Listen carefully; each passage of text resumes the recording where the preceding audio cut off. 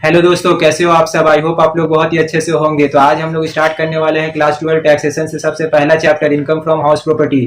इस चैप्टर में मैं आप सभी को बताऊंगा कि हाउस प्रॉपर्टी है क्या है, ये हाउस प्रॉपर्टी को कैसे कैलकुलेट किया जाता है और इसको हम कैसे टैक्सेबिलिटी के दायरे के अंदर लेकर आते हैं और इसके लिए हमें कौन कौन से प्रोविजन फॉलो करने वाले हैं वो सब हम लोग आगे पढ़ने वाले हैं। So first of all, income from house property का जो टैक्स के अंदर दायरा है, जो सबसे पहले chargeability of income from house property section 22 में बताया गया है। और एक बात मैं बताना चाहूंगा कि जो स्टूडेंट क्लास 12 में कुछ भी पढ़ाई नहीं किए हैं तो वो हमारे चैनल को फॉलो करें। मैं यहाँ पर आप सभी को पूरा स्टार्टिंग लेवल से पढ़ाऊंगा। तो चलिए बिना टाइम वेस्ट किए स्टार्ट करते हैं। तो क्लास 12 में सबसे पहला चैप्टर है आपका इनकम फ्रॉम हाउस प्रॉपर्टी। ये आता है सेक्शन 22 से सेक्शन 27 तक आता है। ठीक है, ये चैप्टर से आपका टोटल 20 मार्क्स का आएगा। टोटल आपका 20 मार्क्स का आएगा। ठीक है, ये चैप्टर से, जिसमें से आपका 6 क्वेश्चन जो है 1 मार्क्स वाला रहेगा और 1 क्वेश्चन जो है 4 मार्क्स वाला रहेगा। ठीक है, और 1 क्वेश्चन आपका 10 मार्क्स वाला रहेगा।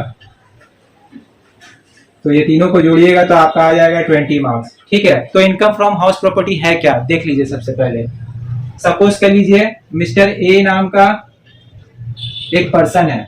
ठीक है, उसका जो है एक हाउस है। सपोज के लिए मिस्टर ए नाम का एक पर्सन है, उसके पास हाउस है। वो हाउस जो है बी को रेंट में दे रखा है। रेंट में मीन्स किराए में दे रखा है, भाड़ा में दे रखा है।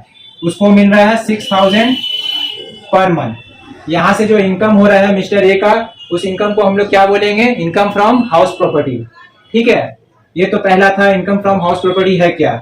दूसरा हम लोग जो है दूसरा हम लोग पढ़ेंगे जो है chargeability of income from house property. तो chargeability of income from house property को सेटिस्फाई करने के लिए, फुलफिल करने के लिए ये 3 पॉइंट का होना बहुत जरूरी है। सबसे पहला पॉइंट जो है, there must be land and building appurtenant thereto. तो यहाँ पर इसका बोलने का मतलब होता है कि लैंड एंड बिल्डिंग जो है दोनों एक साथ रहना चाहिए, तभी उस इनकम को जो है इनकम फ्रॉम हाउस प्रॉपर्टी माना जाएगा। सपोज एक एग्जांपल ले लीजिए, पॉइंट नंबर 1 का एग्जांपल बोल रहे हैं। ठीक है, मिस्टर ए बोल के एक पर्सन है, उसके पास एक बिल्डिंग है, घर है। ठीक है, उसने जो है इस बिल्डिंग को 30,000 पर मंथ में किराए में दे रखा है। ठीक है, ये आपका डोर है और इस साइड आपका गेट हो गया। ठीक है, और बिल्डिंग के ठीक पास उसका एक गार्डन भी है। ठीक है, बिल्डिंग के सामने ही एक गार्डन है। किसी ने मिस्टर ए के पास आके कहा कि हमको आपका बिल्डिंग किराए पर लेना है। तो मिस्टर ए जो है, मिस्टर ए आप देख रहे हैं कि बिल्डिंग के सामने मेरा गार्डन भी है। ठीक है, तो वैल्यू उसका और अच्छा वैल्यू होगा। ठीक है, तो मिस्टर ए जो बोल रहा है, मिस्टर ए क्या बोल रहा है कि हमको तो पहले 30,000 पर मंथ हमको मिलता था रेंट, अब आप गार्डन भी ले रहे हैं। ठीक है, तो इसके लिए जो है आपको 5,000 एक्स्ट्रा देना पड़ेगा। क्या देना पड़ेगा, 5,000 गार्डन के लिए आपको रेंट देना पड़ेगा। तो अब इस केस में मिस्टर ए का इनकम कितना हो गया, 35,000। ठीक है, अब जो किराया जो लिया है, अब उसको पार्किंग का भी जरूरत है। ठीक है, तो ये है रोड, गार्डन के ठीक इस पार रोड है। ठीक है, और इस जगह जो है खाली जगह पड़ा हुआ है। ठीक है, यहाँ पर जो है पार्किंग का स्लॉट है। ठीक है, तो पार्किंग का स्लॉट है, तो यहाँ पर तो ये भी पार्किंग का जगह ले रहा है, तो उसके लिए जो है उसको देना पड़ रहा है 3,000 पर मंथ। तो अब जो है मिस्टर ए का इनकम जो हो गया कितना, 38,000 पर मंथ। तो बताइए इनकम फ्रॉम हाउस प्रॉपर्टी कितना होना चाहिए। इनकम फ्रॉम हाउस प्रॉपर्टी जो है मिस्टर ए के लिए जो है ये 35,000 ही होगा। क्यों 35,000 होगा, देखिए केस पॉइंट नंबर 1 में ये बात बोला गया है कि there must be land and building appurtenant thereto. Appurtenant मतलब लैंड और बिल्डिंग दोनों एक साथ होना चाहिए। ठीक है, तभी उस इनकम को इनकम फ्रॉम हाउस प्रॉपर्टी माना जाएगा। तो ये तो था मेरा बिल्डिंग, है ना, और ये था मेरा लैंड। तो देखिए दोनों एक साथ है ना, तो दोनों एक साथ मिला के मेरा इनकम कितना हो रहा है, इनकम फ्रॉम हाउस प्रॉपर्टी 35,000, और ये मिस्टर ए को मिलेगा 38,000 पूरा, ठीक है। ये 3,000 जो है, ये 3,000 कहां पे दिखाया जाएगा, इनकम फ्रॉम अदर सोर्सेज में दिखाया जाएगा, ठीक है, जो कि हम लोग आगे चैप्टर में पढ़ेंगे। तो केस नंबर 1 आपको समझ में आया। अब पॉइंट नंबर 2 देख लीजिए। अब पॉइंट नंबर 2 देख लीजिए, SSC must be the owner of house property. तो ऐसे जो एसएससी होता है जिसके लिए हम लोग इनकम कैलकुलेट करते हैं, वो जो है हाउस का खुद ओनर होना जरूरी है। तो एक इसका भी एग्जांपल देख लीजिए। सपोज कर लीजिए मिस्टर ए नाम का एक पर्सन है ना। मिस्टर ए ने बी को अपने बिल्डिंग को, घर को किराए में दे रखा है। वहां से उसको मिल रहा है कितना, 30,000 पर मंथ। अब मिस्टर बी क्या कर रहा है, वो दूसरा किसी को भाड़ा में दे रहा है। किसको दे रहा है, सी को भाड़ा में दे रहा है, और सी से कितना मिल रहा है, 40,000 पर मंथ। तो बताइए मिस्टर ए का इनकम कितना होना चाहिए। ऑब्वियसली मिस्टर ए का इनकम जो होगा वो 30,000 होगा, ठीक है। तो मिस्टर ए जो है किसको भाड़ा में दे रहा है, बी को लेटिंग आउट कर रहा है, ठीक है। और मिस्टर बी जो है सी को सबलेट कर दे रहा है। क्या कर रहा है, सबलेट मतलब किसी और को भाड़ा में दे रहा है, ठीक है। ए ने बी को भाड़ा में दिया, लेटिंग आउट किया, तो वहां से मिला 30,000 पर मंथ, और बी जो है सी को भाड़ा में दे रहा है, तो सी से मिल रहा है 40,000 पर मंथ। तो मिस्टर ए के लिए इनकम कितना होना चाहिए, तो मिस्टर ए के लिए इनकम कितना हो गया, मिस्टर ए का जो इनकम हुआ, इनकम फ्रॉम हाउस प्रॉपर्टी जो है वो है 30,000 पर मंथ, ठीक है। और मिस्टर बी का जो इनकम हो रहा है वो 40,000 पर मंथ जो हो रहा है, जो सी को दिया है भाड़ा में, रेंट में दिया है 40,000 पर मंथ। मिस्टर बी का जो इनकम हुआ 40,000 पर मंथ, वो इनकम कौन सा इनकम हो गया, वो इनकम फ्रॉम अदर सोर्सेज में चले जाएगा, ठीक है। तो इनकम फ्रॉम अदर सोर्सेज में चले जाएगा। मिस्टर बी का जो इनकम है वो इनकम फ्रॉम अदर सोर्सेज में चले जाएगा। तो यहाँ पर हमेशा हम लोग देखेंगे कि ओनरशिप किसके हाथ में है। तो मिस्टर ए जो है हाउस का ओनर था, ठीक है। तो इस केस में जो है उसका इनकम को जो है इनकम फ्रॉम हाउस प्रॉपर्टी माना जाएगा, ठीक है। तो मिस्टर ए के लिए इनकम कितना हो गया, 30,000 पर मंथ। तो यहाँ पर पॉइंट नंबर 2 में ये बात बोला गया था कि SSC must be the owner of house property, ठीक है। तो जो एसएससी होता है जिसके लिए हम लोग इनकम कैलकुलेट करते हैं, ठीक है। तो ए के लिए हम लोग इनकम कैलकुलेट कर रहे थे, ठीक है। और ए जो है वो ओनर था, ठीक है, ओनरशिप उसी के अंडर में था, घर उसी का था, बिल्डिंग उसी का था, तो इसीलिए जो है उसका इनकम को जो है इनकम फ्रॉम हाउस प्रॉपर्टी माना जाएगा। 30,000 ए के लिए इनकम फ्रॉम हाउस प्रॉपर्टी हो जाएगा, और बी का जो इनकम होगा वो इनकम फ्रॉम अदर सोर्सेज में चले जाएगा 40,000, जो हम लोग आगे पढ़ने वाले हैं। अब केस नंबर 3 देख लीजिए। SSC must not use the property for own business and profession. तो इसका भी एक एग्जांपल देख लीजिए, ठीक है। पॉइंट नंबर 3 का एग्जांपल देख लीजिए। मिस्टर ए बोल के एक पर्सन है, ठीक है, उसका हाउस है, ठीक है, हाउस प्रॉपर्टी है। वो जो है अपना घर को जो है, अपना बिल्डिंग को जो है अपने आप को ही भाड़ा में दे दिया। अपने आप को भाड़ा में दे दिया मतलब उसका बिजनेस है, तो वो अपने ही फर्म को, ए बोल के एक फर्म है, वो अपने फर्म को ही भाड़ा में दे दिया है, ठीक है, 30,000 पर मंथ में। तो आप बताइए कि इसका मिस्टर ए का इनकम कितना होना चाहिए, 30,000 पर मंथ। तो क्या ये मिस्टर ए के लिए इनकम फ्रॉम हाउस प्रॉपर्टी माना जाएगा? जी नहीं, क्योंकि पॉइंट नंबर 3 में ये वाला बात बोला गया है कि SSC must not use the property for own business and profession. जो एसएससी होता है वो, तो यहाँ पर बोल दिया गया पॉइंट नंबर 3 में कि SSC must not use the property for own business and profession. अपना खुद का बिजनेस या प्रोफेशन के लिए अगर एसएससी यूज करता है तो उस केस में जो है उसका इनकम को इनकम फ्रॉम हाउस प्रॉपर्टी नहीं माना जाएगा।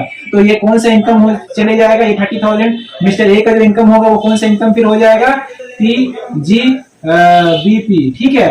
ये profit gain and business and profession में ये इनकम आता है, तो ये इनकम फ्रॉम हाउस प्रॉपर्टी में नहीं आएगा।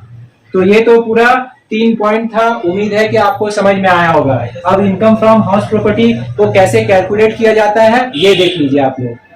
तो ये है पूरा full detail format income from house property का। तो सबसे पहले हम लोग लिखेंगे computation of income from house property of mister Ram. यहाँ पर हम राम इसलिए लिखे हैं आप लोग को समझाने के लिए, क्वेश्चन में जिसका हम लोग इनकम फ्रॉम हाउस प्रॉपर्टी निकालेंगे वहां पर उस टाइम वो नाम देंगे, ठीक है। फिर उसके बाद लिखेंगे a resident individual for the assessment year 2023-2024 relating to the previous year 2022-2023। फिर लेफ्ट हैंड साइड में लिखिएगा पर्टिकुलर्स, रुपीस का साइन, फिर यहाँ पे रुपीस का साइन। तो सबसे पहले आता है ग्रॉस एनुअल वैल्यू, ठीक है। ग्रॉस एनुअल वैल्यू से हम लोग लेस करते हैं municipal tax paid. Municipal tax paid सिर्फ जब ओनर पेड करेगा उसी का यहाँ पे माइनस होगा, ठीक है। बहुत सा ओनर जो है बहुत चालाक होता है, वो टेनेंट से पेड करवा देता है म्युनिसिपल टैक्स। तो उस केस में जो है टेनेंट का म्युनिसिपल टैक्स पेड यहाँ पे नहीं आएगा, सिर्फ ओनर का आएगा। जो ओनर जिसका हाउस है उसी का यहाँ पे टैक्स पेड जो है लेस किया जाएगा। तो लेस करने के बाद हम लोग का आ जाएगा net annual value. Net annual value से कुछ डिडक्शन होते हैं, वो लेस करेंगे हम लोग डिडक्शन अंडर सेक्शन 24, ठीक है। अंडर सेक्शन 24 में सबसे पहला डिडक्शन जो है स्टैंडर्ड डिडक्शन 30% ऑफ एनएवी। जो एनएवी हम लोग का आएगा, ये नेट एनुअल वैल्यू जो आएगा इसी का 30% जो है माइनस हो जाएगा। फिर उसके बाद जो है इंटरेस्ट ऑन लोन अगर दिया हुआ रहा तो इंटरेस्ट ऑन लोन भी जो है माइनस होगा, ठीक है। माइनस करके यहाँ लिख दीजिए, ये दोनों को जोड़ के फिर माइनस, फिर यहाँ लिख दीजिएगा। फिर उसके बाद जो है इसको माइनस कर दीजिएगा। तो माइनस करने के बाद जो आएगा वो मेरा क्या निकल जाएगा, इनकम फ्रॉम हाउस प्रॉपर्टी। तो सबसे पहले हम लोग आज सीखेंगे कि ग्रॉस एनुअल वैल्यू जो है कैसे निकाला जाता है, ठीक है। ग्रॉस एनुअल वैल्यू कैसे निकाला जाता है वो हम लोग को मेन चीज इसमें जो है ग्रॉस एनुअल वैल्यू और इंटरेस्ट ऑन लोन का कैसे निकाला जाता है, कैसे कैलकुलेट करना पड़ता है वो सीखना है। बाकी सब आप लोग के लिए इजी है, ठीक है। तो ग्रॉस एनुअल वैल्यू कैसे निकाला जाता है वो मैं आप सभी को बताने जा रहा हूँ। तो पहले इस फॉर्मेट को आप लोग स्क्रीनशॉट ले लीजिए।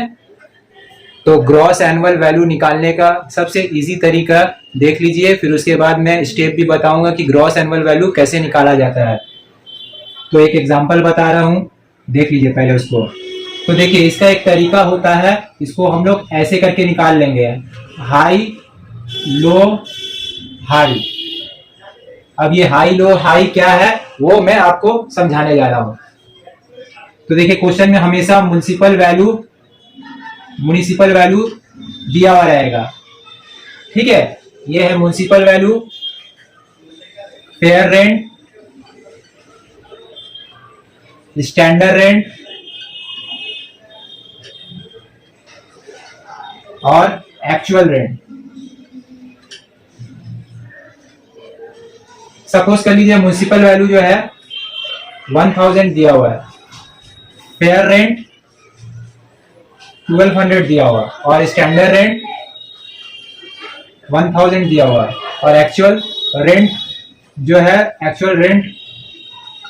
रिसीव जो है वो 1600 दिया हुआ है, ठीक है। तो इसका तरीका क्या है, हाई लो हाई। तो सबसे पहले हम लोग कंपेयर करेंगे म्युनिसिपल वैल्यू को फेयर रेंट से।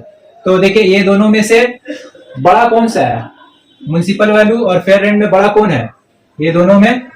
तो ये दोनों में हाई कौन है, फेयर रेंट। तो फेयर रेंट को लेंगे, है ना। तो फेयर रेंट आएगा पहला स्टेप में, ठीक है। हाई ये है, फेयर रेंट आएगा। अब देखिए लो देखेंगे, है ना। तो देखिए फेयर रेंट को अब कंपेयर करेंगे स्टैंडर्ड रेंट से। तो देखिए फेयर रेंट मेरा कितना है 1200, है ना, और स्टैंडर्ड रेंट जो है मेरा 1000, ठीक है। तो ये दोनों में से लो कौन सा है, स्टैंडर्ड रेंट है या फेयर रेंट है। तो स्टैंडर्ड रेंट है, तो अब इसको लेंगे, ठीक है। स्टैंडर्ड रेंट को लेंगे यानी कि 1000 लेंगे, ठीक है। तो इसको लेंगे 1000 को लेंगे। अब उसके बाद जो है तो 1000 को लेंगे। अब ये 1000 को जो है कंपेयर करेंगे एक्चुअल रेंट से, एक्चुअल रेंट रिसीव से। तो देखिए यहाँ पे क्या लिख के रखे हैं, हाई, है ना। तो इन दोनों में से हाई कौन सा है आपका 1600। तो 1600 जो है आपका क्या निकल जाएगा, ग्रॉस एनुअल वैल्यू, ठीक है। समझ में आया। फिर से एक बार मैं बता रहा हूं, म्युनिसिपल वैल्यू और फेयर रेंट को हमेशा देखेंगे ये दोनों में से ज्यादा कौन सा है, ठीक है। जो ज्यादा रहेगा उसको ले लेंगे। तो यहाँ पर देखिए फेयर रेंट ज्यादा है, फेयर रेंट को ले लिया। अब फेयर रेंट को स्टैंडर्ड रेंट से कंपेयर करेंगे कि इन दोनों में से लो कौन सा है, ठीक है। तो लो कौन सा है मेरा, ये 1000 है, स्टैंडर्ड रेंट है। अब लो निकल गया। तीसरा इसमें क्या लिखे हैं, हाई, है ना। तो अब स्टैंडर्ड रेंट को कंपेयर करेंगे एक्चुअल रेंट रिसीव से, है ना। तो देखिए इन दोनों में से ज्यादा कौन सा है, आपका 1600 ज्यादा है। तो ये मेरा फाइनल स्टेप में निकल जाएगा ग्रॉस एनुअल वैल्यू, ठीक है। फाइनल स्टेप में ग्रॉस एनुअल वैल्यू निकल जाएगा।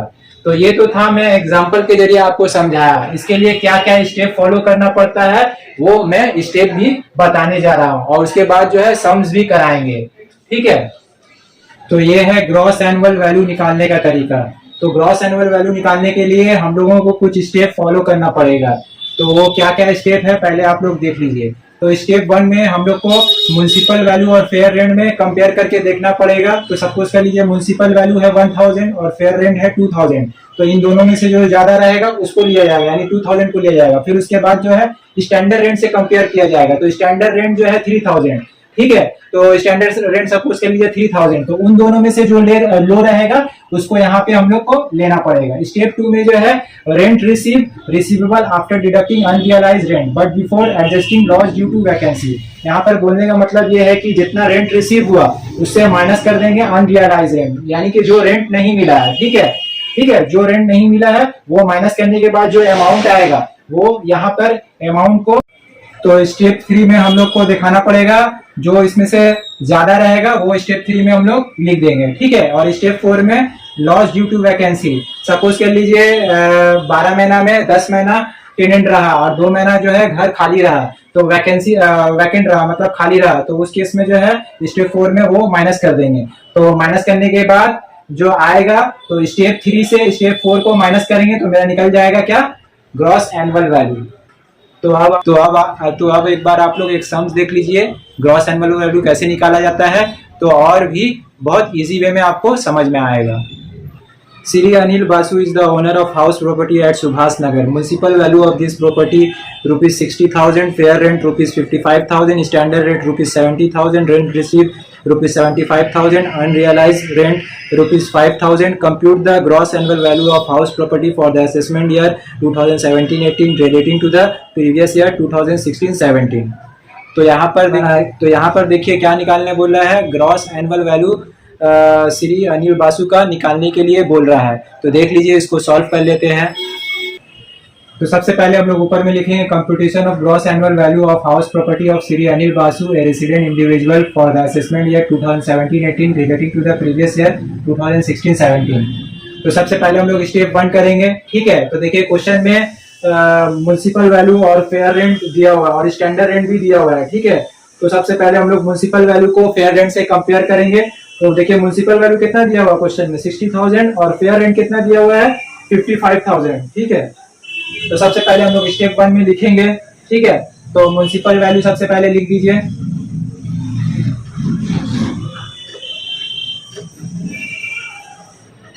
ठीक है, म्युनिसिपल वैल्यू कितना दिया हुआ है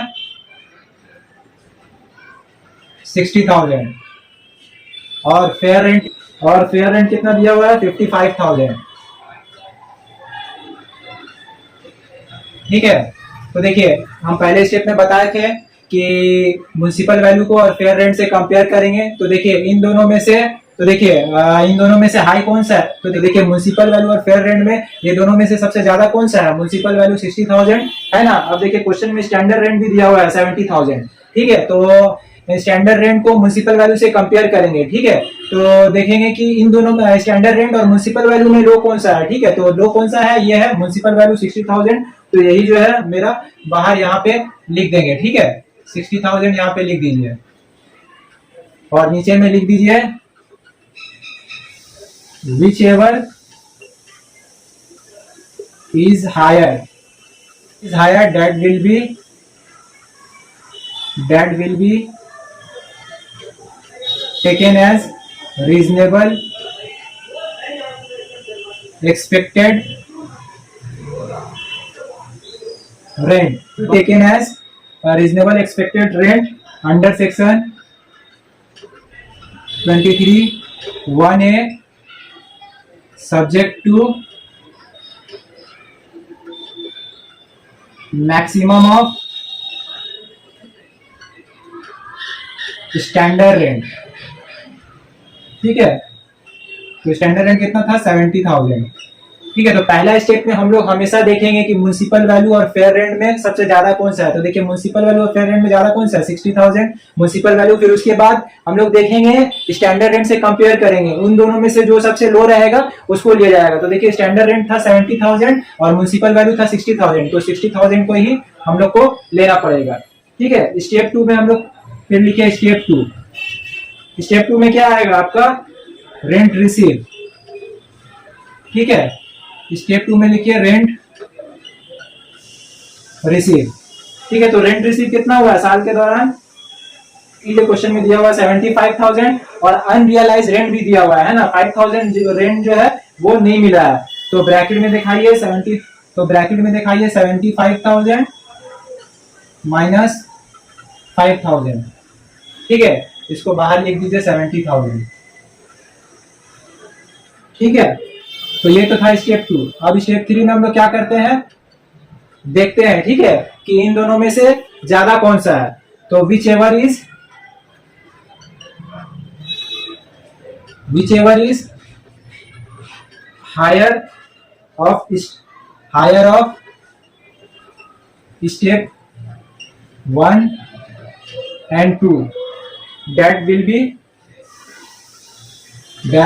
be taken as gross annual value. ठीक है। यहाँ पर देखिए घर जो है खाली नहीं है, वैकेंट नहीं है। वैकेंट अगर रहेगा तो वो माइनस हो जाएगा, तब जाके हम लोग ग्रॉस एनुअल वैल्यू निकलेगा। ठीक है। तो यहाँ पर घर कोई भी महीना खाली नहीं था। ठीक है। तो इसीलिए जो है लास्ट में हम लोग ग्रॉस एनुअल वैल्यू निकाल लिए। तो स्टेप 3 में क्या करेंगे, हम लोग देखेंगे, कंपेयर करेंगे स्टेप 1 और स्टेप 2 से कि इन दोनों में से ज्यादा कौन सा है। तो ज्यादा कौन सा है आपका 70,000। तो 70,000 को जो है, तो स्टेप 3 में क्या करेंगे हम लोग देखेंगे। ठीक है। स्टेप 1 और स्टेप 2 को कंपेयर करके देखेंगे कि दोनों में से ज्यादा कौन सा है। ठीक है। दोनों में से जो ज्यादा रहेगा वो मेरा निकल जाएगा ग्रॉस एनुअल वैल्यू। देखिए ये क्वेश्चन में आपका, देखिए ये क्वेश्चन में जो है वैकेंट नहीं दिया होता है ना, कि घर कितना महीना खाली है। अगर वैकेंट दिया हुआ रहेगा तो उसको जो है माइनस करके दिखाएंगे, तब जाके मेरा ग्रॉस एनुअल वैल्यू जो है निकल जाएगा। ठीक है। तो यहाँ पर अब जो है, तो देखिए इन दोनों में से ज्यादा कौन सा है आपका, स्टेप 2 है 70,000। तो यही 70,000 जो है मेरा ग्रॉस एनुअल वैल्यू निकल गया। अब उम्मीद है कि ये ग्रॉस एनुअल वैल्यू निकालने का तरीका आपको समझ में आया होगा। अगर समझ में नहीं आया तो कमेंट सेक्शन में कमेंट जरूर करें, मैं आप सभी को रिप्लाई दूंगा। तो आज के लिए इतना ही, फिर मिलेंगे नेक्स्ट वीडियो के साथ। Thank you so much.